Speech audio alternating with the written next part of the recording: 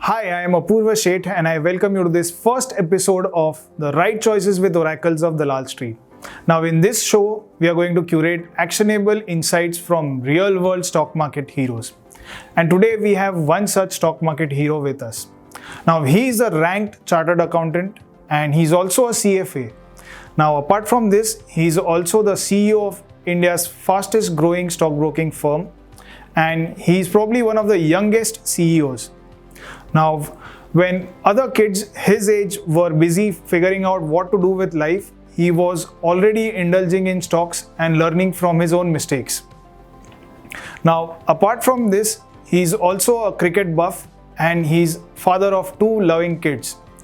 Presenting to you, Jimeet Modi. Welcome to the show, Jimeet. We are glad to have you over here. Thank you so much, Apurva, for having me. Yeah, so Jimeet, you have been closely tied up to a family which is so closely connected to the stock market. So, how was it growing up in this family, and how did you started investing in the stock markets? So, actually, I started when I was fairly young. So, my father was a chartered accountant since many years, and he used to be a sub-broker in the early 90s. And he's had this capital market journey since then. And for us at home, it very often used to be dinner table conversations. Every time there was a big up move or down move in the market, Dad and I would keep talking about it. In Gujarati, "Arey market akli upar gayi, aaj market akli niche gayi," so on and so forth. So it was like sabji, salad, and Sensex. Yeah, sort of. You could say so. I had early exposure to the market, and I think what I did, I started my journey in 2004, just right before the Vajpayee government fell. Actually, Yeah. In 2004, so I got into the market sometime in Jan Feb, and everybody was really excited that Vajpayee government was going to come back, and we had just started the bull market. Yeah, and that was the time when they had campaigned a lot about India shining. Correct. The India Shining campaign was going on. So that was my entry into the market, and then since then it's been no looking back for I think 17 years and counting. So you started investing at the age of 14. Now, at that point of time, a lot of kids are still figuring out what to do in life, and at that point of time, you were indulging in stocks. So how was it? What was your first stock that you traded in, and how did it go? So I think the first stock, first of all, I think I didn't think of myself as just a 14-year-old kid. I thought that, this sounds like fun, this looks like fun, let's do this, and so in fact, when I started, my first trade was in the commodity market where I traded gold, because there was a philosophy that gold would always go up. Yeah. So I bought gold. I think it used to trade at some 7,000-8,000 bucks back then, and then I made some 8,000 rupees. For a 14-year-old guy to make 8,000 rupees was like a huge deal. That's like many months of pocket money received in one single trade. Absolutely, and so I thought that this was so easy. And after that, actually, I went on and moved from commodity to stock. And I think for like most people in the who start in this country, I started with buying Reliance, because there was this belief that you get to be a part of Mr. Ambani's business. Yeah. And so Reliance Industries was actually one of the first set of stocks that I ended up buying in 2004. Yeah. And normally it is seen that whenever you buy a Reliance stock, it generally delivers returns. Over a longer period, you definitely make money. So normally Gujaratis, everyone is very much connected to the Ambani family. Correct. And the entire aura around that family. So Correct. Everyone likes investing in Reliance, especially the Gujaratis. Correct. So how was your trade? How did it go?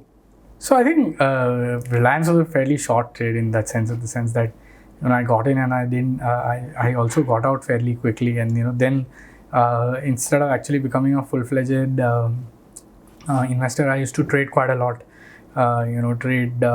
Make one of the classic mistakes of selling winners too quickly. I was not able to envisage how much money. Instant gratification was what you were looking out for. Correct. And at that point of time, it looked like big money, and I was like, oh my God, this.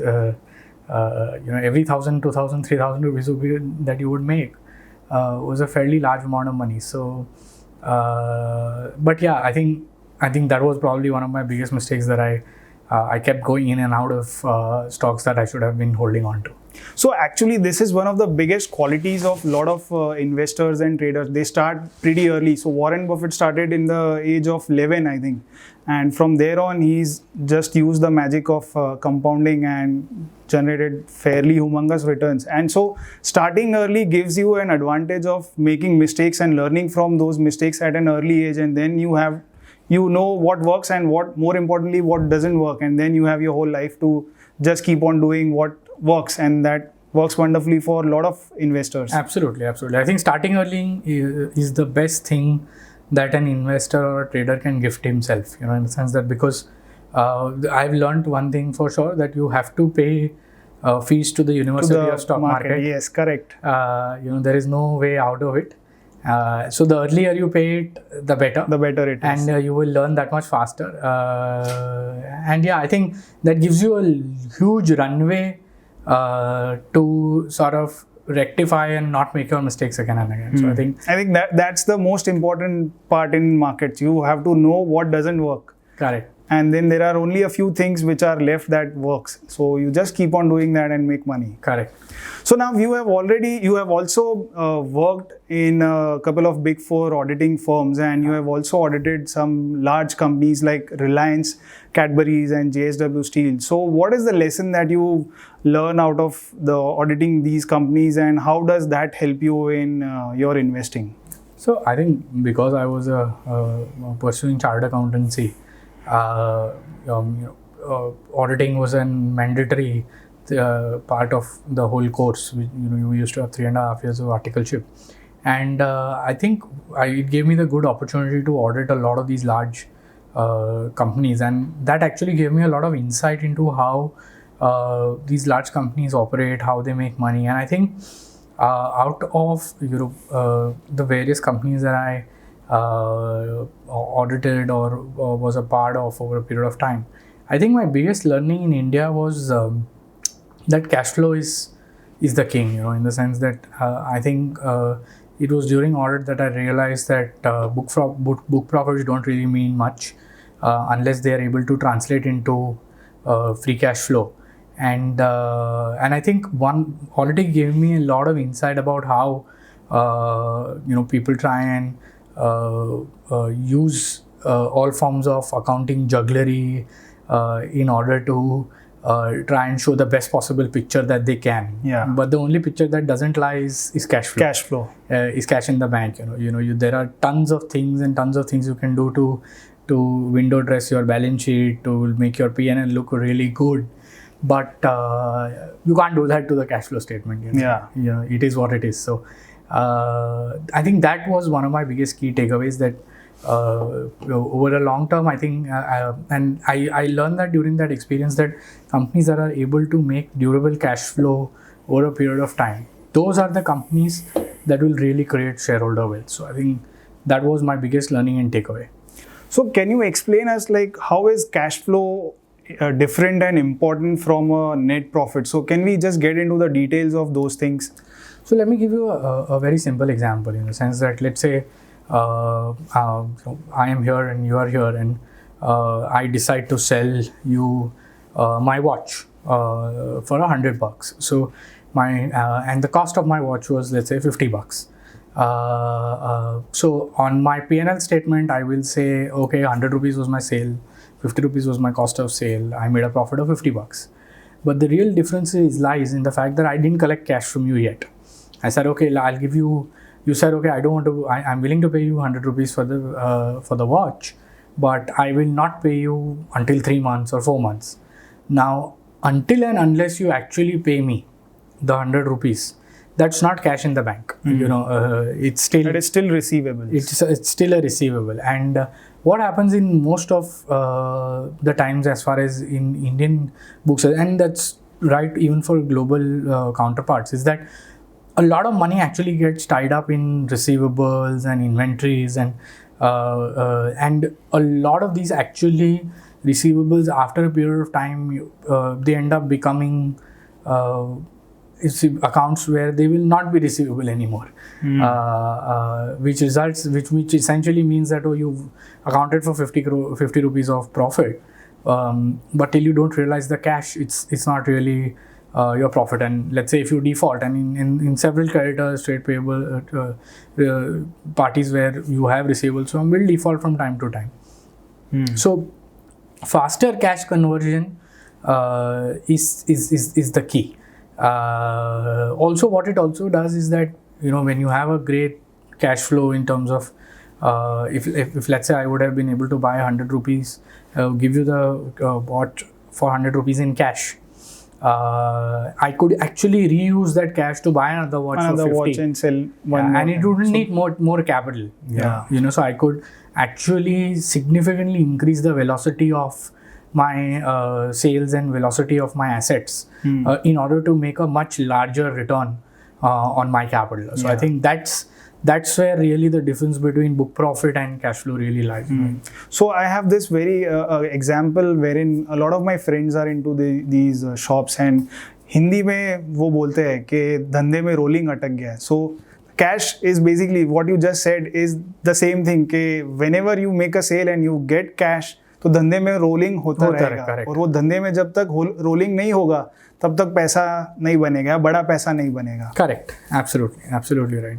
So I am also assuming that you might be using something, a ratio or some percentage to figure out what the profit of the company was and what the cash flow or what the cash flow from operations is. So can you explain or can you share some insights on that? So we typically end up looking at EBIDTA to operating cash flow conversion. I think that is one of the key metrics that we end up looking at. So what is the EBIDTA, the earning before interest, depreciation and tax, and versus the EBIDTA, how much is the operating cash flow that the company is able to generate. So anything upwards of, let's say, 80% conversion of EBIDTA into operating cash flow is good. Is good territory. You'll see in certain companies this number even exceeds 100, where you actually have a negative working capital cycle. But anything about 70, 80. I think companies like HUL would have. Correct. So those numbers, that's typically the sweet spot that we look at. Okay.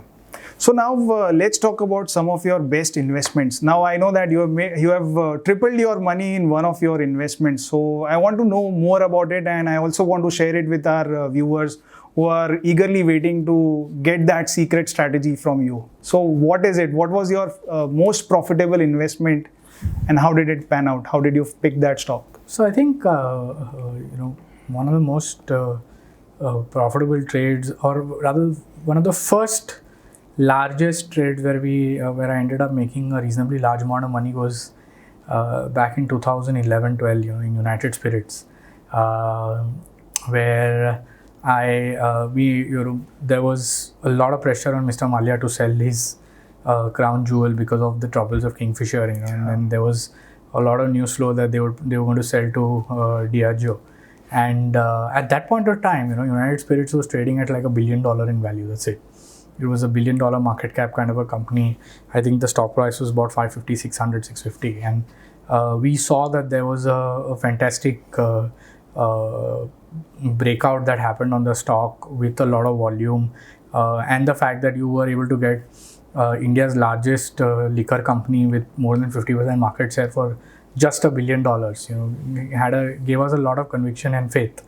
I ended up buying that stock from $600, and it kept moving on. I ended up buying that stock higher every time, and I wanted to buy more. So I ended up buying from 600, 800, 900, 1100 at every particular level.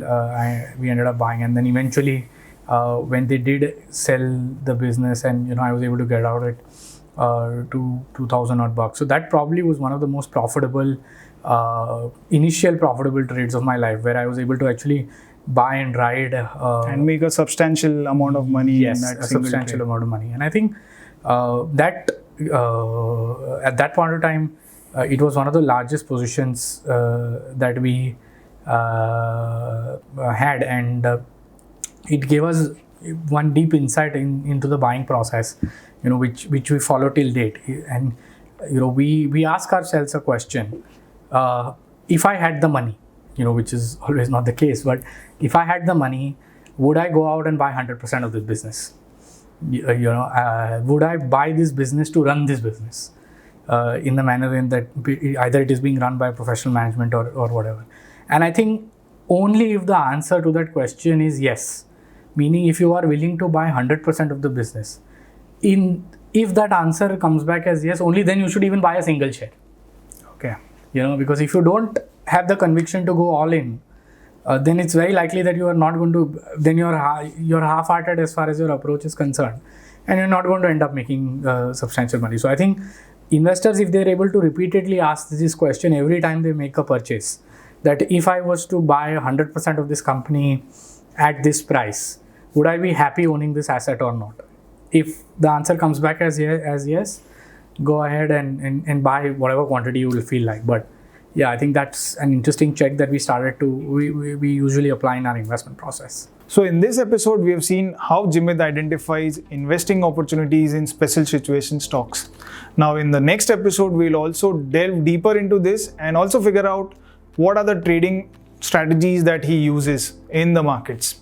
So stay tuned and do look out for our episode next week. How much money the business makes, so what is the return on capital, how much does the customer need it, what frequency does the customer need the products and the services. One but important caveat that I'd like to make is that not always will this work out. So